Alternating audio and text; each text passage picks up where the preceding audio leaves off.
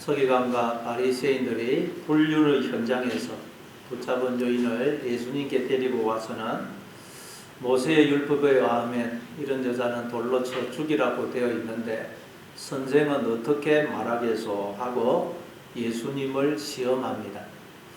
그때 예수님은 그래 너희 중에 죄 없는 자가 먼저 이 여자를 돌로 치라 라고 말씀하십니다. 그러자 그들은 양심의 가책을 받아서 어른으로부터 시작하여 젊은이 순서로 한 사람씩 사라지고 오직 예수님과 그 가운데 서 있던 여자만 남게 됩니다. 여기서 우리가 알게 되는 놀라운 사실이 있습니다. 누가 이 여인을 예수님께 데려왔느냐 하는 것입니다. 여러분, 누가 이 여인을 예수님께 데리고 왔죠? 이 여인을 불륜의 현장에서 붙잡아 죽이려고 했던 무리들입니다. 그들에 의해서 이 여인이 예수님께 오게 된 것입니다. 그들이 아니었다면 이 여인은 예수님을 만나지 못했을 것입니다. 물론 이 무리들은 여인을 죽이려고 예수님께 데려왔어요. 그런데 그런 목적으로 이 여인을 예수님께 데려왔는데 이 여인이 예수님을 만나게 되니까 놀랍게도 이 여인을 죽이려고 했던 무리들이 다 사라져 버리더라고요. 그래서 예수님하고 이 여자만 남게 됩니다. 참으로 놀라운 사실이죠. 그러니까 하나님께서 우리로 하여금 인생을 통해서 어두움을, 실패를, 좌절을, 부끄러움, 수치, 비난, 절망을 경험하게 하시는 이유가 뭐라는 거예요? 우리를 그리스도께로 인도하기 위해서라는 거예요. 여러분, 우리가 다 잘되고 모든 것이 다 잘되고 평탄하다면 누가 예수님을 찾고 예수님 앞에 나오겠습니까? 그러니 여러분이 실패, 좌절, 부끄러움, 비난, 수치, 어둠, 절망을 경험하고 계신다면 하나님이 지금 이것들을 통해서 나를 그리스도께로 인도하고 있구나. 나로 하여금 하나님을 찾고 만나게 하고 계시구나 하는 것을 기억하셔서 주님을 찾고 주님을 부르시고 주님을 만나는 여러분 되시기를 바랍니다. 그래서 이제 그렇게 해서 우리가 주님을 만나면 나를 둘러싸고 있던 그 어둠이, 절망이, 사망의 세력들이 다 사라지게 되는 겁니다. 그러면 그 어둠이, 절망이 오히려 감사로 느껴집니다. 이 여인은 예수님을 만나고 나자 어떤 생각이 들었겠어요? 자기를 죽이려고 했던 그 무리들이 오히려 고맙게 느껴졌을 것입니다. 그 무리들이 아니면 이 여인은 예수님 앞에 나올 수 없었어요. 다시 말해 예수님을 만나자 이 여인은 그동안 자신의 어둡고 절망스러웠던 과거가 축복으로 바뀝니다. 예수님을 만나면 우리의 모든 인생이 축복으로 바뀌는 것입니다. 자, 그때 이제 예수님이 여인에게 물으십니다. 10절, 오늘 11절을 보겠습니다.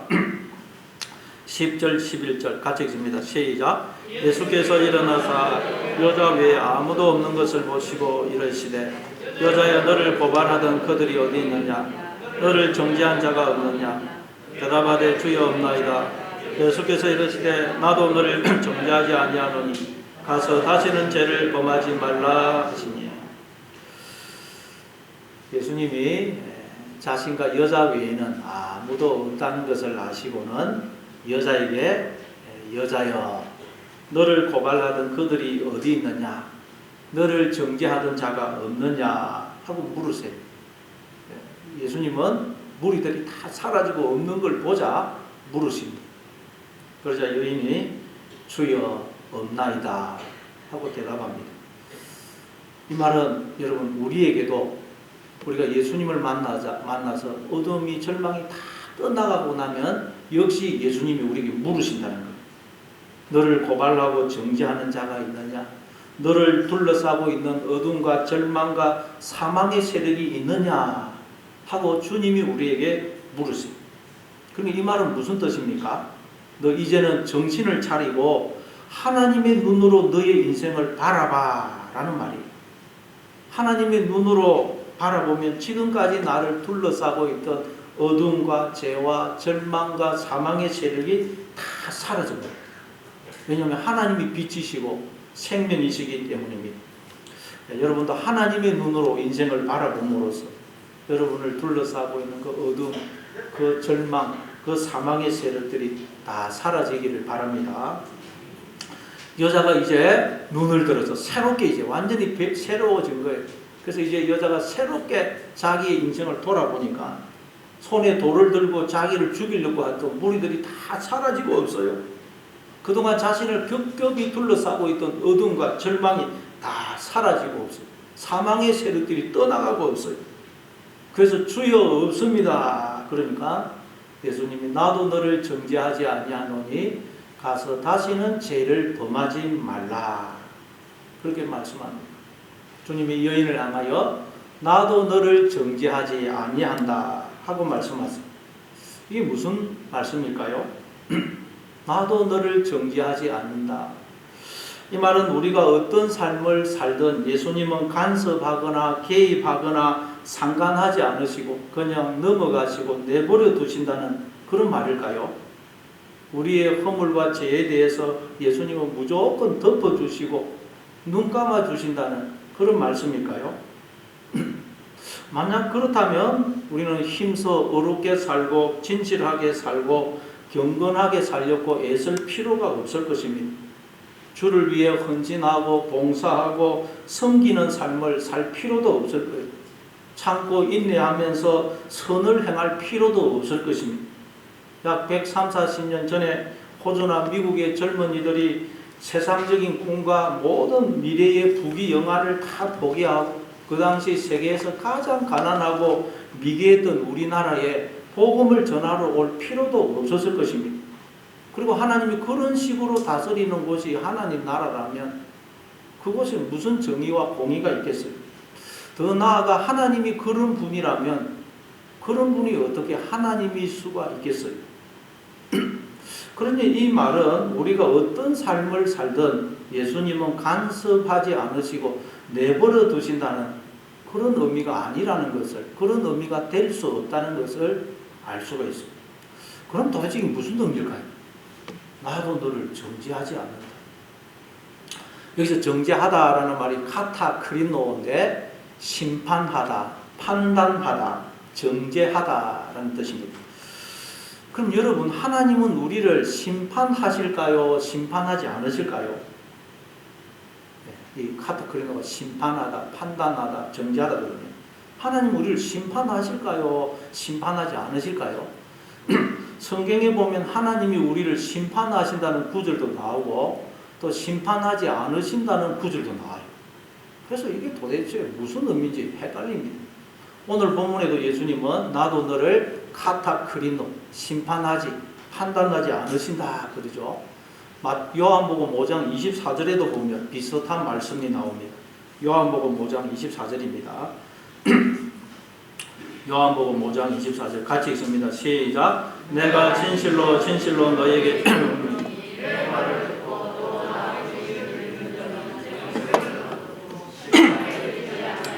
사망에서 생명으로 옮겼느니라. 여기 보니까 우리가 예수님을 믿게 되면 심판에 이르지 아니한다고 말씀합니다. 심판에 이르지 않는다 그래요. 근데 또 다른 성경 구절에서는 하나님이 우리를 심판하신다 그래요. 자, 대표적인 게 로마서 2장 6절 8절입니다.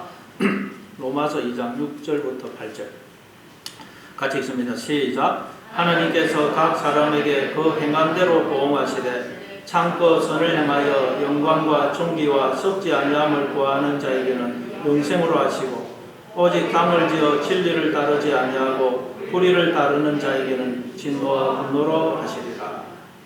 또 여기서는 하나님은 우리가 행한 대로 보응하신다고 심판하신다고 말씀합니다. 그래서 참고 선을 행하여 영광과 존귀와 썩지 아니함을 구하는 자에게는 영생으로 보응하시고 오직 당을 지어 진리를 따르지 않고 불의를 따르는 자에게는 진노와 분노로 보응하신다고 말씀합니다. 여기 나오는 참고 선을 행하여 영광과 존귀와 썩지 아니함을 구하는 것은 우리 성도의 마땅한 삶의 태도요, 자세죠. 근데 그 반대되는 것으로 뭘 설명을 하느냐? 오직 당을 지어 진리를 따르지 아니하고 불의를 따르는 것을 그 반대되는 것으로 설명합니다. 그러니까 여러분, 죄의 본질, 죄의 뿌리, 죄의 실체가 뭐냐? 당을 짓는 것입니다. 당을 짓는 것. 당을 짓는 거기에서 모든 죄가 나오는 것입니다. 그러니까 여러분, 우리는 어디서든지 특별히 교회에서는 당을 지으면 안 됩니다. 끼리끼리 모이면 안 돼요. 그건 자기가 머리가 되려고 그러는 거예요. 우리는 오직 하나님의 손과 발이 되어서 낮은 곳으로 가난하고 상처받고 고통받는 자들에게로 가서 그들을 위로하고 치유하고 살려내야 됩니다. 어쨌든 여기 보니까 하나님은 우리가 행한 대로 보응하신다고, 심판하신다고 말씀합니다. 고린도후서 5장 10절입니다. 고린도후서 5장 10절 같이 읽습니다. 시작. 이는 우리가 다 반드시 그리스도의 심판대 앞에 나타나게 되어 각각 선악간에 그 몸으로 행한 것을 따라 받으려 함이라. 여기도 보니까 우리가 다 반드시 그리스도의 심판대 앞에 서서 행한 대로 보응을 받게 될 것이라고 말씀을 해요. 자, 갈라디아서 또 6장 7절 8절입니다. 갈라디아서 6장 7절 8절 같이 읽습니다. 시작. 스스로 속이지 말라. 하나님은 업신여김을 받지 아니하시나니 사람이 무엇으로 심든지 그대로 거두리라. 자기의 육체를 위하여 심는 자는 육체로부터 썩어질 것을 거두고 성령을 위하여 심는 자는 성령으로부터 영생을 거두리라. 하나님은 우리가 심은 대로 반드시 거두게 하시는 분이라는 말씀입니다. 육체를 위하여 심는 자, 즉 자기를 위하여 사는 자는 육체로부터 썩어질 것을 거두고 성령을 위하여 심는 자, 즉 하나님을 위하여 사는 자는 하나님으로부터 영생을 거둘 것이라고 말씀합니다. 그러니까 자기를 위해서 살아나고 영생을 거두려고 하는 것은 하나님을 업신여기는 것과 같다는 것. 그러나 하나님은 결코 업신여김을 받지 않으시기 때문에 우리가 자기를 위해 살면 반드시 썩어질 것을 거두고 하나님을 위해서 살면 반드시 영생을 거두게 하신다는 것. 이처럼 하나님은 우리가 행한 대로 보응하십니다. 심판하십니다. 이게 하나님의 심판이에요. 자, 이 외에도 많이 있지만 이 구절들만 살펴봐도 어떤 데서는 하나님은 우리를 심판하지 않으신다 그러고 또 어떤 구절에서는 하나님은 반드시 우리를 심판하신다 그래요. 이걸 우리가 도대체 어떻게 이해를 해야 될까요? 자, 요한복음 3장 18절 19절을 보겠습니다. 요한복음 3장 18절 19절 같이 읽습니다. 시작. 그를 믿는 자는 심판을 받지 아니하는 것이요 믿지 아니하는 자는 하나님의 독생자의 이름을 믿지 아니하므로 벌써 심판을 받은 것이니라. 그 정죄는 이것이니 빛이 세상에 왔으되 사람들이 자기 행위가 악함으로 빛보다 어둠을 더 사랑한 것이니라.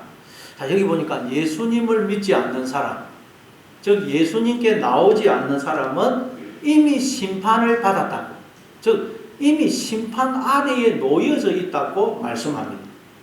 그러니까 생명이시고 빛이시고 복이신 하나님과 단절된 사람은 이미 심판 아래에, 저주 아래에, 진노 아래에, 영원한 사망 아래에 놓여져 있다는 거예요. 예수님 안 믿는 사람은 이미 무덤 속에, 애굽 속에 갇혀 있어요. 그러다가 끝까지 예수님을 믿지 않으면 이제 영원한 심판, 영원한 저주, 영원한 진노, 영원한 사망 속에 떨어지게 되는 것입니다. 그게 모든 인간들의 실상이라는 거예요. 우리는 원래 태어날 때 다 사망 아래에, 진노 아래에, 심판 아래에 놓여져 있다는 거예요.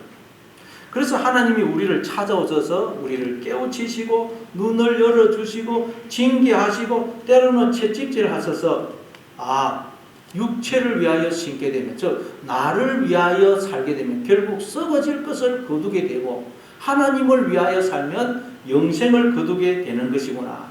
그러니 오직 하나님을 위하여 살아야 되는 것이구나 하는 것을 깨닫게 해서 우리로 하여금 하나님을 위하여 사는 자가 되게 해서 우리를 그 영원한 심판에서, 저주에서, 진노에서, 사망에서 끄집어내신다는 거예요.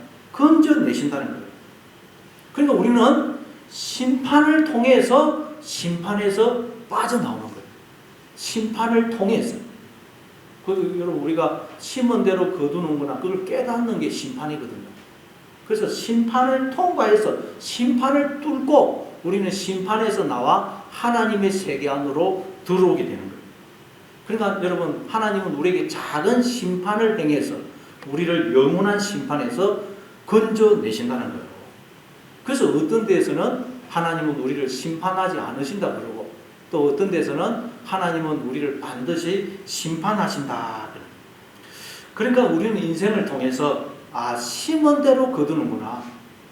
육체를 위해서 심으면, 즉 나를 위하여 살면 썩어질 것을 거두고, 성령을 위하여 심으면, 즉 하나님을 위하여 살면 영생을 거두는 것이구나 하는 것을 인생을 통해서 계속 우리는 깨닫고 처절하게 깨달아서 이제는 하나님을 위하여 살게 되는 그런 작은 심판을 통해서 영원한 심판에서 빠져나오게 된다는 거예요. 구원을 받게 된다는 거예요. 그러니까 우리 성도는 인생을 통해서 계속해서 심판을 받는 거예요. 계속해서. 이걸 깨닫는 게 심판입니다. 계속해서 심판을 받는 거예요. 그렇게 해서 우리는 심판에서, 저주에서, 진노에서, 영원한 사망에서 건짐을 받는 거예요. 계속해서 우리는 심판을 받음으로 구원을 받는 거예요. 구원을. 그래서 하나님이 애굽에 재앙을 내리니까, 10가지 재앙을 내리니까 거기서 이스라엘 백성들이 빠져나오죠. 재앙을 내리니까 거기서 빠져나오는 거예요. 요한계시록에도 보면 하나님이 7인 재앙, 7 나팔 재앙, 7 대접 재앙을 계속 내리니까 하나님의 백성들이 심판 아래에서, 저주 아래에서, 사망 아래에서 빠져나오는 거예요. 그러니까 우리는 여러분 심판을 통해서 심판에서 건짐을 받는 것입니다. 그래서 성경은 우리 성도가 인생을 통해서 받는 이 심판을 뭘로 설명을 하느냐? 징계로 설명해요. 징계. 자, 고린도전서 11장 32절입니다. 고린도전서 11장 32절 같이 읽습니다. 시작. 우리가 판단을 받는 것은 주께 징계를 받는 것이니 이는 우리로 세상과 함께 정죄함을 받지 않게 하려 하십니다. 여기서 판단을 받다가 오늘 정죄하다, 카타크리노 똑같은 단어예요. 우리가 판단을 받는 것, 심판을 받는 게 뭐라고요? 징계를 받는 것이다. 징계를 우리는 받고 있다. 왜 징계를 받는다고요? 이는 우리로 세상과 함께 정죄함을 받지 않게 하기 위해서, 우리가 세상과 함께 영원한 정죄, 영원한 심판, 영원한 사망 아래에 떨어지지 않도록 하기 위해서 우리가 징계를 통해서, 작은 심판을 통해서 계속 거기서 건짐을 받는다는 거예요. 하나님은 그러니까 계속 인생을 통해서 우리를 심판하세요. 징계하십니다. 나를 위하여 살면 썩어질 것을 거들고 하나님을 위하여 살면 영생을 거두는 것이구나. 인생을 통해서 계속해서 깨닫게 해서 우리로 하여금 오직 하나님을 위하여 사는 자가 되게 하십니다. 그렇게 해서 우리를 심판과 사망과 썩어짐과 상관없는 자로 만들어 가신 거예요. 자, 히브리서 또 우리 12장 5절부터 10절까지 보겠습니다. 히브리서 12장 5절부터 10절 같이 읽습니다. 시작. 또 아들들에게 권하는 것 같이 너희에게 권면하신 말씀도 잊었도다. 일러스되 내 아들아 주의 징계하심을 경히 여기지 말며 그에게 부질함을 받을 때에 낙심하지 말라. 주께서 그 사랑하시는 자를 징계하시고 그가 받아들이시는 아들마다 채찍질하심이라 하였으니 너희가 참음은 징계를 받기 위함이라. 하나님의 아들과 같이 너희를 대우하시나니 지 아버지가 징계하지 않는 아들이 있으리요. 징계는 다 받는 것이오늘 여기 없으면 사생자여 친 아들이 아니니라. 또 우리 육신의 아버지가 우리를 징계하여도 공경하였거든 하물며 모든 영의 아버지께 더 복종하며 살려 하지 아니었느냐. 그들은 잠시 자기의 뜻대로 우리를 징계하였거니와 오직 하나님은 우리의 유익을 위하여 그의 거룩하심에 참여하게 하시느니라. 그게 7절에 보니까 7절에 보면 너희가 참음은 징계를 받기 위함이라 그러죠. 우리가 참는다는 말은 우리가 이 땅에 태어나서 인생을 사는 걸 말해요. 인생을 사는 건 여러분 참는 것입니다. 자, 그래서 우리가 인생을 사는 것은 뭐냐? 징계를 받기 위함이에요. 이 징계를 받다가 파이두오, 자녀로 양육하다 그런 뜻입니다. 파이두오. 그러니까 다시 번역하면 우리가 이 땅에 태어나서 인생을 사는 목적은 하나님의 자녀로 양육받기 위해서다 라는 말입니다. 하나님은 우리를 이 세상에 보내어서 하나님을 닮은 자녀로 우리를 양육해 가세요. 우리를 하나님의 수준까지 이르도록 하십니다. 그래서 마태복음 5장 48절에 보니까 그러므로 하늘에 계신 너희 아버지의 온전하신가 같이 너희도 온전하라 그러죠. 그리고 또 에베소서 5장 1절에 보면 그러므로 사랑을 받는 자녀같이 너희는 하나님을 본받는 자가 되라 그러죠. 하나님이 우리를 이 세상에 보내 인생을 살게 하시는 목적이 뭐라고요? 우리를 양육해서 우리를 하나님을 그대로 본받은 하나님의 온전한 자녀가 되도록 하시는 게 하나님이 우리를 이 땅에 보내 인생을 살게 하시는 목적이라는 거예요. 그걸 위해서 하나님은 계속 우리를 격려하시고 위로하시고 칭찬하십니다. 그러나 우리가 계속 고집을 피우고 끝까지 제 길로 가면 어떻게 하신다 그래요? 히브리서 12장에 보면 꾸지람을 하신다. 꾸지람. 그래도 계속 고집을 피우면 채찍질을 하십니다. 채찍질. 그게 사랑이죠. 사랑이라는 것은 어떻게 살든 그냥 내버려 두는 게 아니고 그를 고쳐서 바르게 살고 선을 행하는 자로 만들어내는 것입니다. 그게 사랑이죠. 그래서 하나님 우리를 징계하신다. 심판하신다. 그래서 10절에 보니까 방금 히브리서 12장 그 10절에 보니까 징계하시는 목적이 뭐라 그래요? 그의 거룩하심에 참여하게 하시느니라. 다시 말해 하나님은 우리를 하나님의 거룩에 하나님의 신성한 성품에 하나님의 모든 것에 참여하는 자가 되도록 하기 위해서 우리를 이 세상에 보내어서 우리를 징계하신다는 거예요. 우리를 양육해 가신다는 거예요. 그러니까 여러분 하나님은 우리가 어떤 삶을 살든 개의치 않으시고 상관치 않으시고 그냥 넘어가신 분이 아니라는 거예요. 하나님은 오히려 우리의 모든 삶에 간섭하세요. 우리의 모든 일거수일투족을 다 보고 계십니다. 그래서 때로는 칭찬하시고 격려하시고 위로하십니다. 그러나 때로는 꾸짖으시고 때로는 채찍질하십니다. 그렇게 해서 우리를 죄에서 돌이켜 선을 행하는 자로 만들어 가시는 거예요.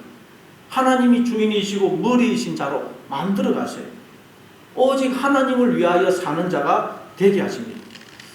이게 하나님이 우리를 심판하신다 또는 심판하지 않으신다는 말이에요. 그러니까 하나님은 작은 심판을 통해서 우리를 영원한 심판에서 건져내시는 분이라는 말이에요.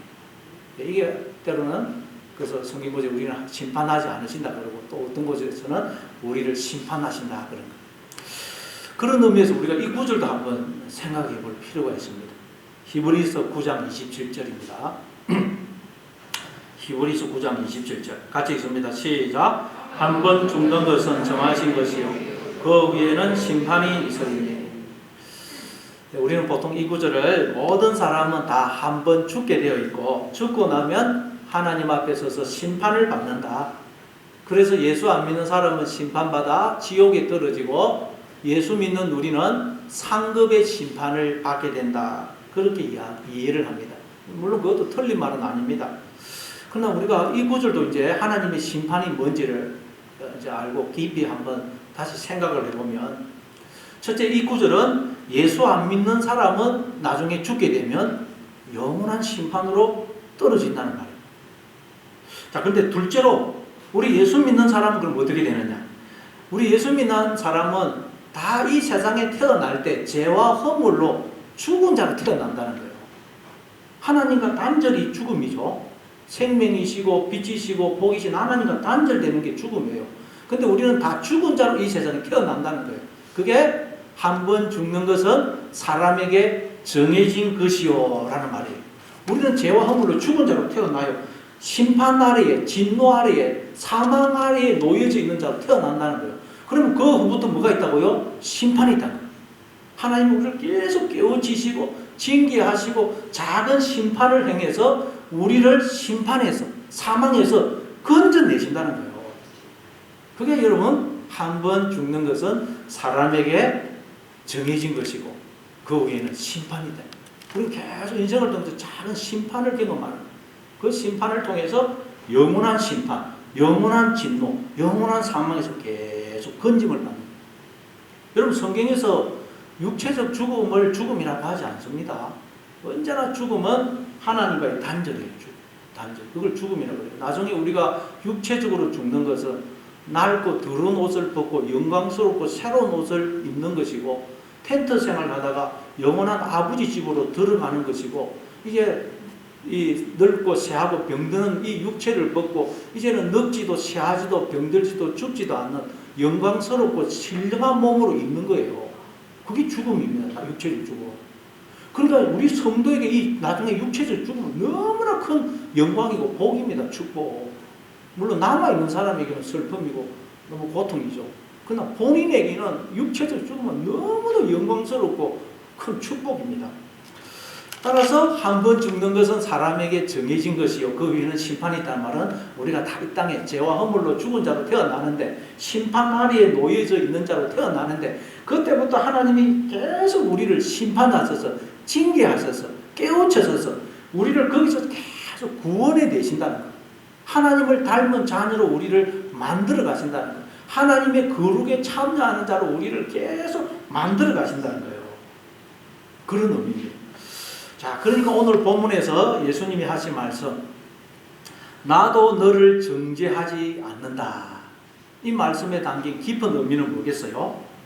나는 정죄 아래에, 심판 아래에, 사망 아래에 놓여져 있는 너를 그대로 내버려 두는 자가 아니다. 나는 너를 심판함으로, 징계함으로, 심판 아래에서, 진노 아래에서, 사망 아래에서 너를 건져내는 자야. 그걸 위해서 내가 이 땅에 온 거야.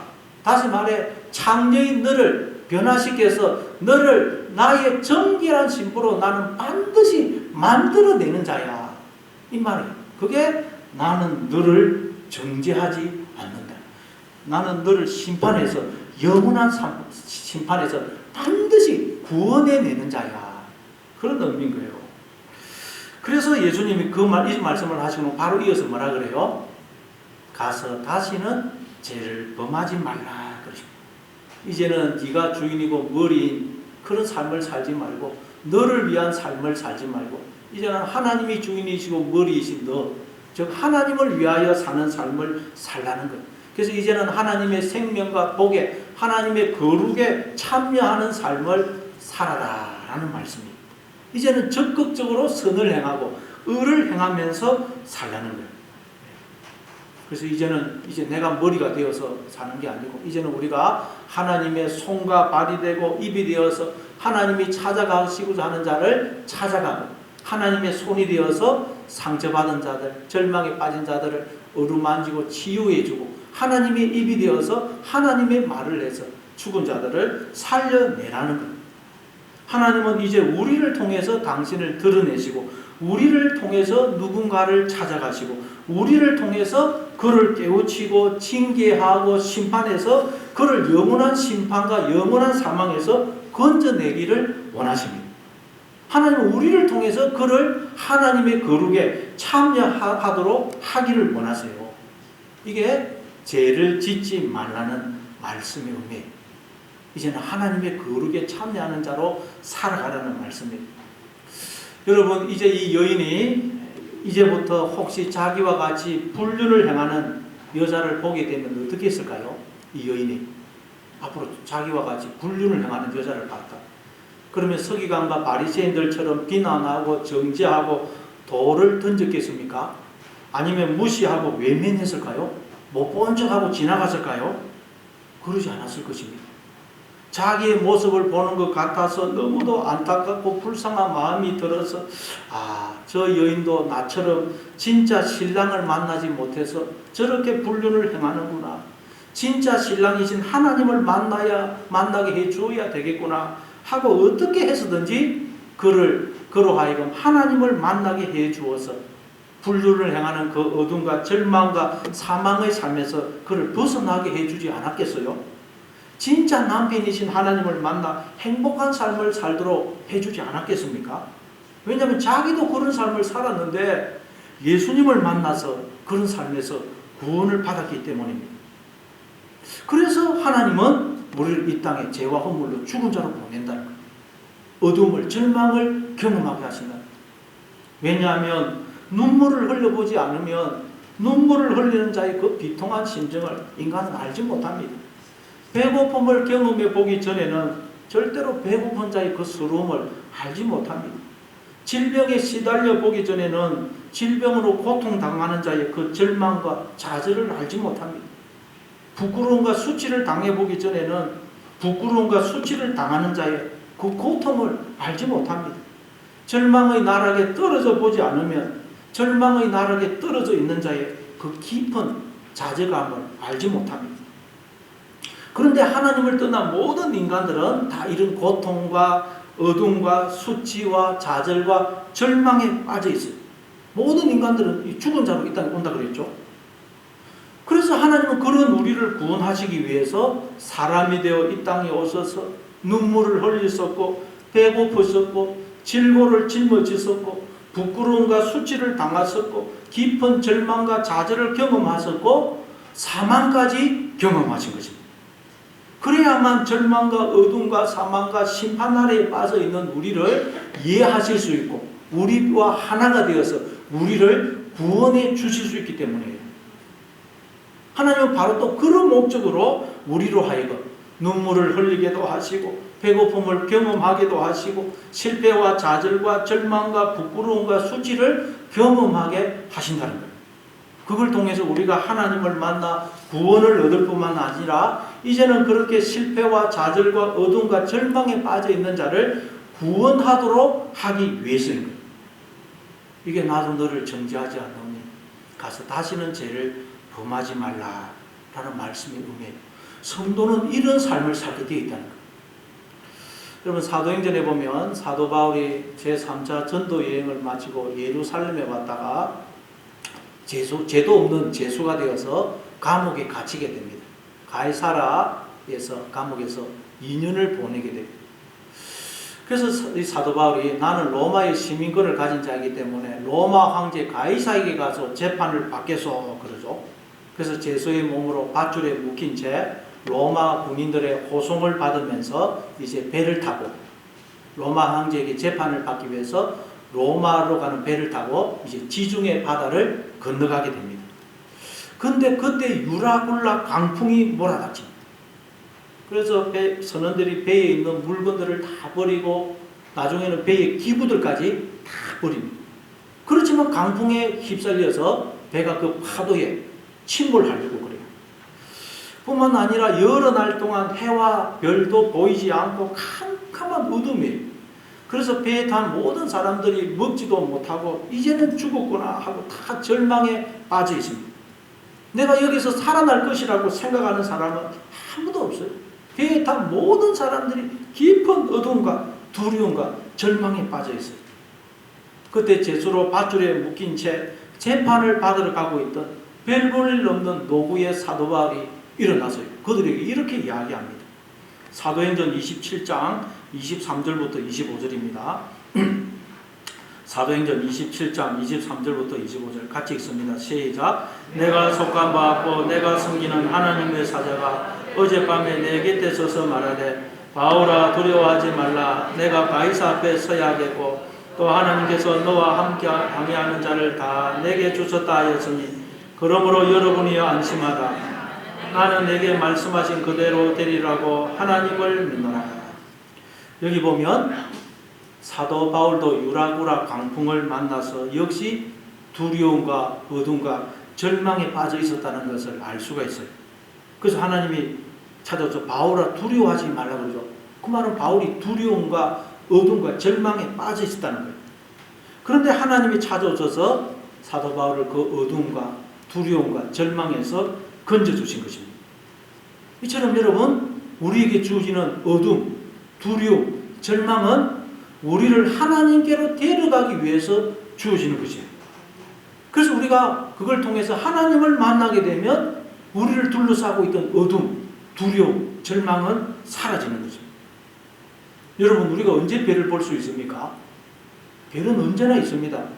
근데 낮에는 못 보고 캄캄한 어둠일 때 그때 별이 다 드러나면서 우리가 별을 볼 수 있습니다. 어둠이 짙을수록 우리는 더 밝은 별을 보게 됩니다. 마찬가지로 여러분 하나님은 언제나 우리와 함께 계세요. 그런데 언제 우리가 빛이신 하나님을 보게 되느냐? 깊은 어둠과 절망이 우리를 사로잡을 때 그때 비로소 우리는 빛이신 하나님을 발견하게 된다. 우리가 경험하는 어둠과 절망이 깊으면 깊을수록 우리는 하나님을 더 깊이 만나고 체험하게 되는 것입니다. 그래서 사도 바울도 어둠과 두려움과 절망 속에서 생명이 비치신 하나님을 더 깊이 만나게 된 거예요. 그랬더니 사도 바울을 둘러싸고 있던 그 어둠, 두려움, 절망이 다 사라지고 하나님의 세계, 빛의 세계가 펼쳐집니다. 그러자 이제 사도 바울이 어떻게 합니까? 자신과 함께 배에 타고 있는 유라굴라 강풍을 만나서 어둠과 두려움과 절망에 빠져있는 그 276명을 거기서 구원해냅니다. 구원해냅니다. 하나님께서 아무도 죽지 않는다고 그랬다. 당신들은 다 나에게 붙여주셨다 그랬다. 걱정하지 마라 그래. 그러니까 하나님께서 사도 바울로 하여금 유라굴라 강풍을 만나게 하시고 그것으로 인해 두려움과 어둠과 절망에 빠지게 하신 목적이 뭐라는 거예요? 그것으로 인해서 빛이신 하나님을 더 깊이 만나서 본인도 어두움과 절망에서 빠져나올 뿐만 아니라 이제는 절망과 어두움에 빠져있는 자들을 구원하는 자가 되라고 하나님이 사도 바울로 하여금 그 깊은 어둠과 절망을 경험하게 하셨다는 거예요. 이게 나도 너를 정죄하지 아니하노니 가서 다시는 죄를 짓지 말라는 말씀이 의미예요. 네가 어둠을 통해서 빛이신 하나님을 만나고 이제 하나님의 백성이 되었으니 너도 이제 빛을 비추어서 어둠에 있는 자들을 구원해내는 그런 삶을 살아가라 라는 말이에요. 구약에 나오는 다윗도 마찬가지입니다. 다윗은 골리앗에게서 나라를 구한 구국의 영웅이요, 또 사울 왕에게서 악신을 쫓아낸 사울의 은인이고 또 사울의 충신이고 사울의 사이였죠. 그런데 그런 다윗이 사울의 시기로 인해서 하루아침에 반역죄인이라는 제목의 지명수배범이 됩니다. 사울왕이 군사를 그 다윗의 집으로 보내죠.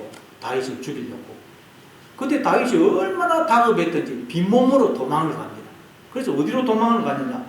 적국인 가드왕 아기스에게로 도망을 가요. 왜냐하면 이스라엘 땅은 다 사방이 적국으로 쌓여 있는데 이 사울왕이 죽이려고 하니까 이스라엘 땅에 못 있으니까 적국으로 도망을 간 거예요. 가드 나라로 도망을 갔어요. 근데 거기서 자신의 정치가 탄로가 납니다. 그래서 다윗이 어떻게 합니까? 침을 피 흘리고 아무데나 오줌을 싸면서 미친 척을 해가지고 겨우 목숨을 부지합니다. 그때 다윗은 도무지 헤어나올 수 없는 깊은 어둠과 절망과 좌절을 경험했을 것입니다. 근데 그때 다윗이 하나님을 만나요. 절망 속에서 어둠 속에서 이 다윗은 하나님을 깊이 체험을 합니다. 그래서 그를 둘러싸고 있던 어둠과 절망과 좌절이 다 사라져요. 그때 다윗이 지었던 시가 시편 34편입니다. 그래서 시편 34편을 보면 제목이 다윗이 아비멜렉 앞에서 미친 채 하다가 쫓겨나서 지은 시라고 되어 있죠. 그때 다윗이 무슨 고백을 하는지 우리 한번 살펴보겠어요. 시편 34편 1절부터 14절입니다. 시편 34편 1절부터 14절 같이 읽습니다. 시작. 내가 여호와를 항상 성축하며 내 입술로 항상 주를 찬양하리다. 내 영혼이 여호와를 자랑하리니 권고한 자들이 이를 듣고 기뻐하리로다. 나와 함께 여호와를 강대하시다 하며 함께 그의 이름을 높이세. 내가 여호와께 간구하네 내게 응답하시고 내 모든 두려움에서 나를 건지셨도다. 그들이 주를 낭망하고 광채를 내었으니 그들의 얼굴은 부끄럽지 아니하리로다. 이 권고한 자가 부르짖음에 여호와께서 들으시고 그의 모든 환난에서 구원하셨도다. 여호와의 천사가 주를 경외하는 자를 둘러 진치고 그들을 건지시는도다. 너희는 여호와의 선하심을 맛보아 알지어다.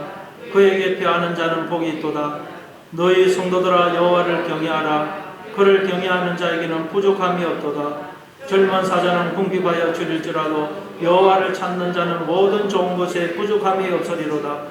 너희 자녀들아 와서 내 말을 들으라. 내가 여호와를 경외하는 법을 너희에게 가르치리로다.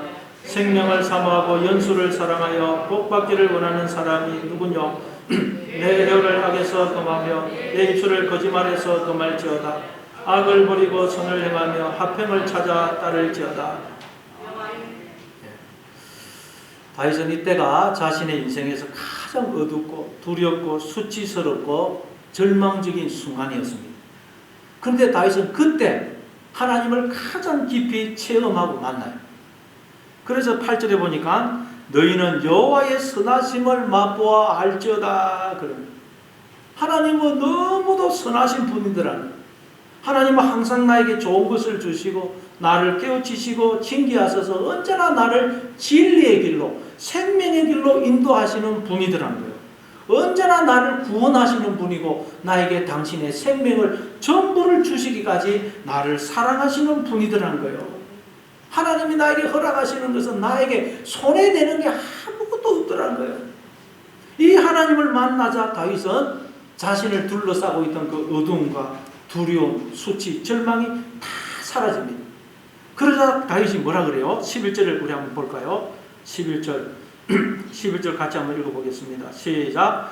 너희 자녀들아 와서 내 말을 들으라. 내가 여호와를 경외하는 법을 너희에게 가르치리로다. 여호와를 경외하는 법을 가르치겠다는 거예요. 여호와를 경외한다는 말은 하나님이 어떤 분이신지를 알아서 범사에 그를 인정하고 하나님을 하나님으로 대우하는 걸 말해요. 이걸 이 다윗이 알고 이걸 가르치겠다는 거예요. 그래서 하나님이 다윗에게 이런 절망을, 어둠을 허락하신 거예요. 그래서 다윗이 다시 가나안 땅으로 돌아와서 어디로 갑니까? 아둘람 굴에 가서 숨어요. 아둘람 굴에 가서 숨어 있으니까 어떤 일이 일어나느냐? 사무엘상 22장 1절 2절입니다. 사무엘상 22장 1절 2절 같이 읽습니다. 시작.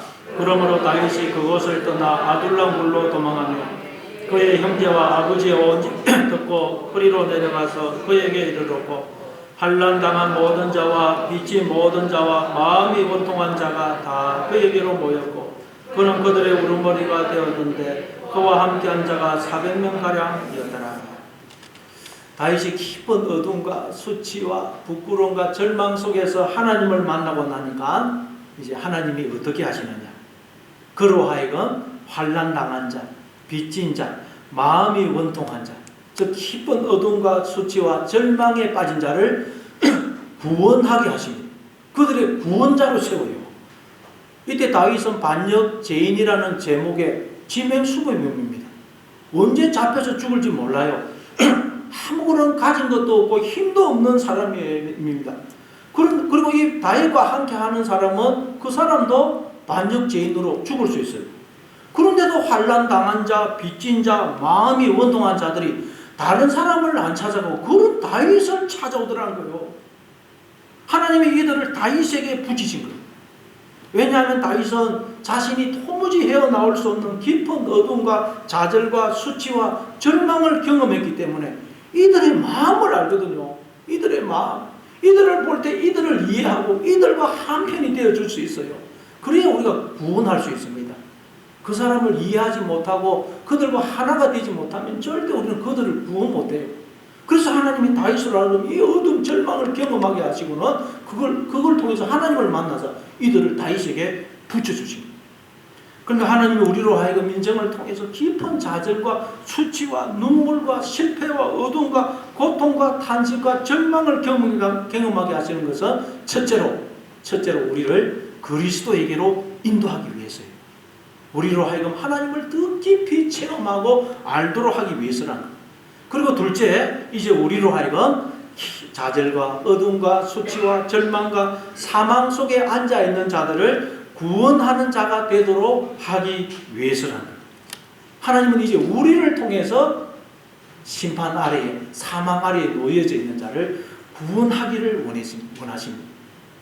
이걸 알게 되면 우리는 내가 겪었던 그동안 좌절, 실패, 눈물, 탄식, 어둠, 절망이 오히려 감사하게 느껴지는 것입니다.